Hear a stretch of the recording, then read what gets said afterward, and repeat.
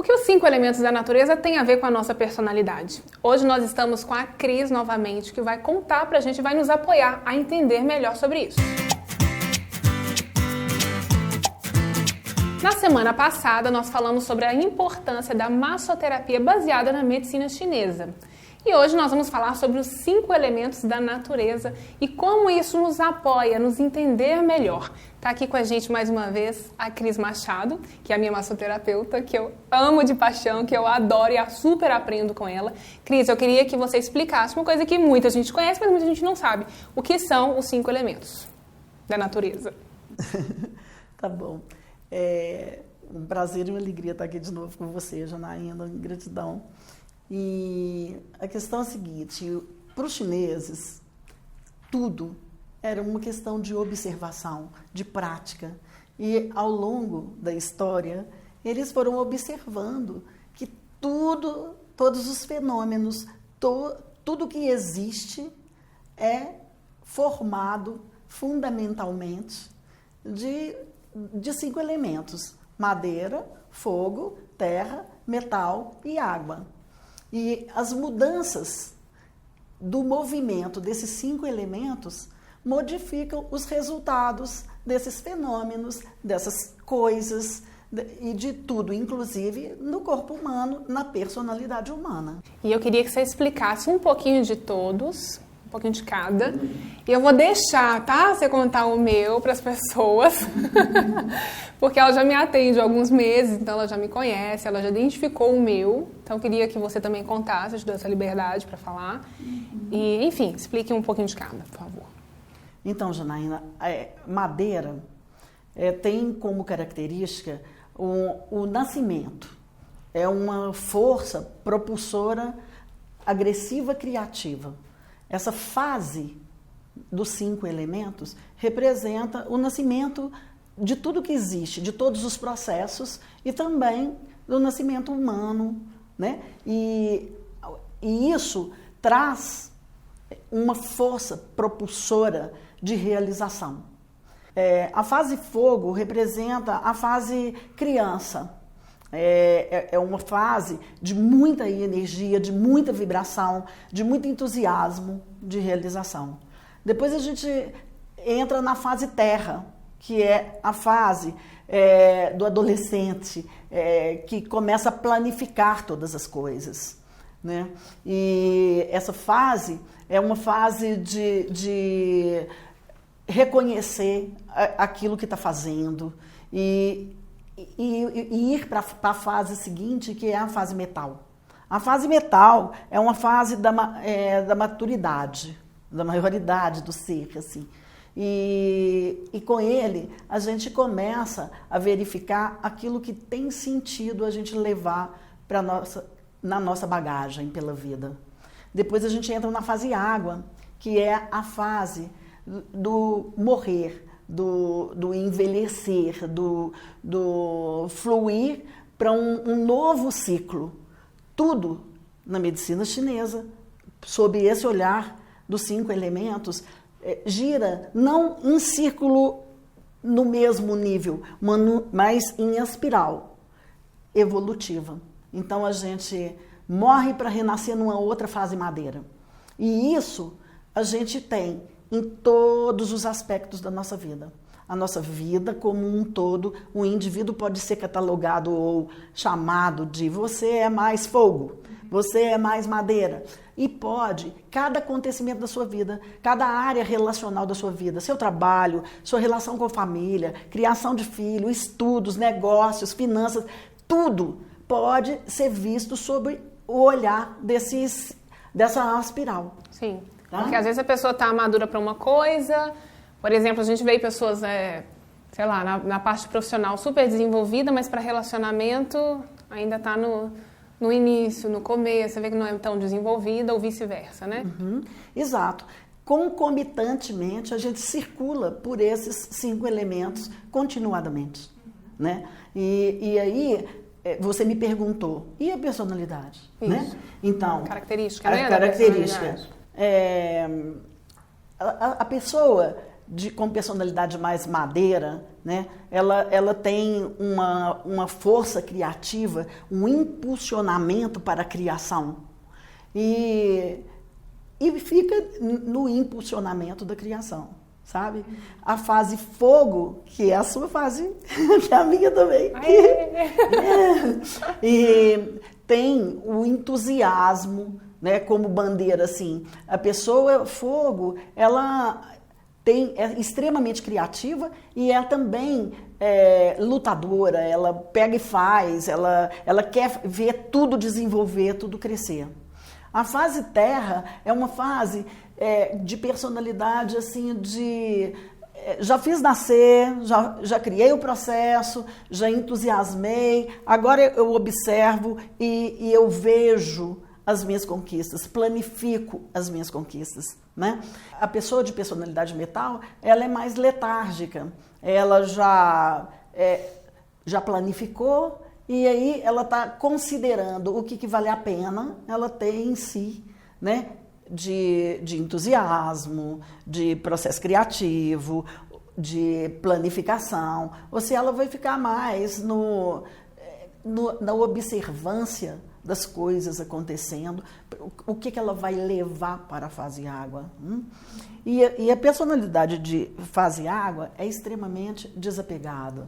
São pessoas que vibram assim, olha, eu realizei bastante, sou grato e eu posso recomeçar daqui, né? Eu desapego para recomeçar. Então, essas são as características mais marcantes de indivíduos em cada fase, assim. Cris, agora tem aquele disco, produção, disco e óculos, né? Tem o disco, gente, que é bem interessante, que fala das fases, que mostra, por exemplo, a minha é fogo, eu queria que você explicasse. Não vamos falar de todos, porque senão vai ficar muito grande, mas explica pra gente, por favor, pelo menos a do fogo. Então, como eu disse, os chineses catalogaram com observação todas as coisas. Então, eles chegaram em características, no órgão, no sentido, víscera. E então, eles montaram, né? Eles não. Esse disco foi fabricado por uma mineira, eu acho ele espetacular, porque ele tem catalogado direitinho cada característica de cada fase. A fase fogo, que é a sua, que você pediu, tem como característica um calor. Esse calor tem a ver com o calor interno, mas tem a ver também com o calor, a força yang no corpo, assim, é uma energia criativa.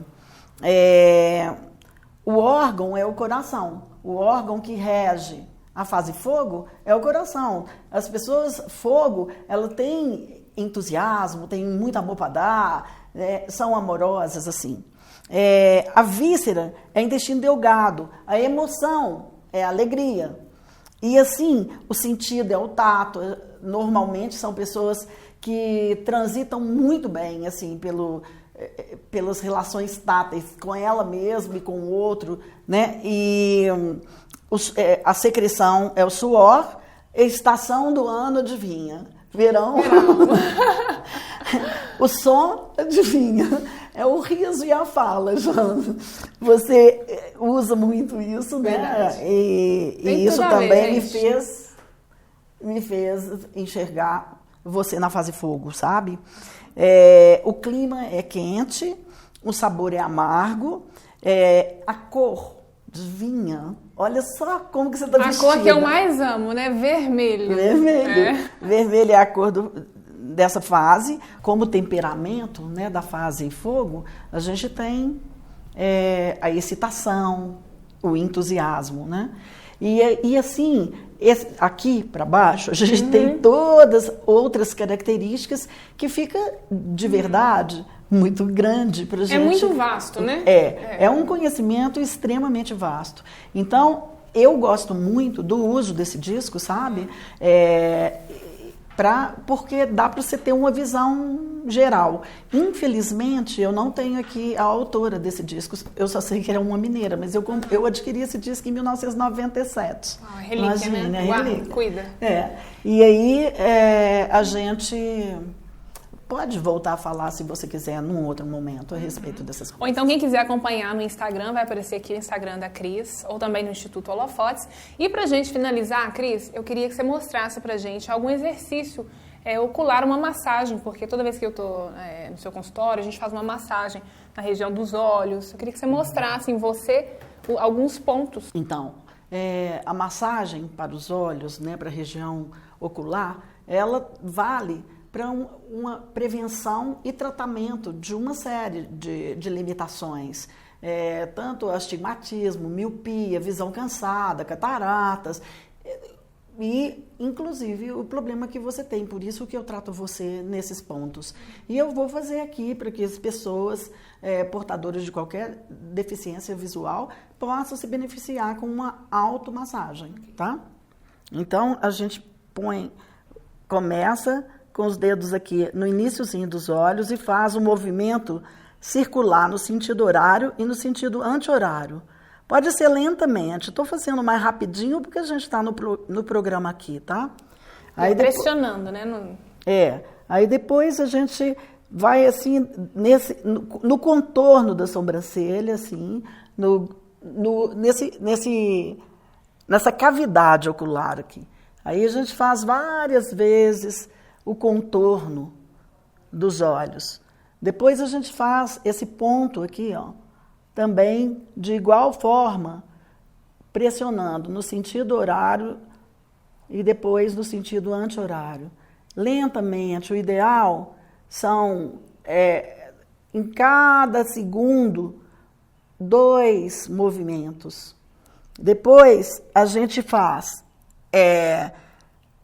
com a ponta dos dedos ou com a palma das mãos, a gente pressiona o globo ocular um pouco e depois traz o relaxamento para o globo ocular. E nisso você pode ficar alguns minutinhos ou segundos, né? E volta a praticar. Se você fizer esse exercício umas 3 vezes ao dia, continuadamente, você se beneficia enormemente. Você já se beneficiou e já observou o quanto que a sua visão ficou mais focada depois É ótimo, também passa dor de cabeça na hora, gente. É muito interessante. Esse ponto aqui, ó, ele é do meridiano da vesícula biliar. E 90% das questões de dor de cabeça provém do excesso de energia no meridiano da vesícula biliar. E por isso você sentiu alívio. Tá vendo, gente? É informação demais. Mas nós vamos encerrar aqui o programa deixando o contato da Cris. Você quer falar o número? Posso. 319-8578-8008. Ela não atende online, mas ela atende todo mundo de Belo Horizonte. Se você quiser fazer o tratamento com a Cris, pode vir aqui, que ela vai te receber super bem. Cris, muito obrigada pela sua participação. Adorei. Gratidão. Eu que agradeço, é um prazer. E para você que curtiu o nosso programa, faz um comentário aqui, mostra pra gente a sua opinião, conta pra gente o que você tá achando, manda sugestão de pauta. Nos encontramos no próximo programa. Até mais. Tchau, tchau.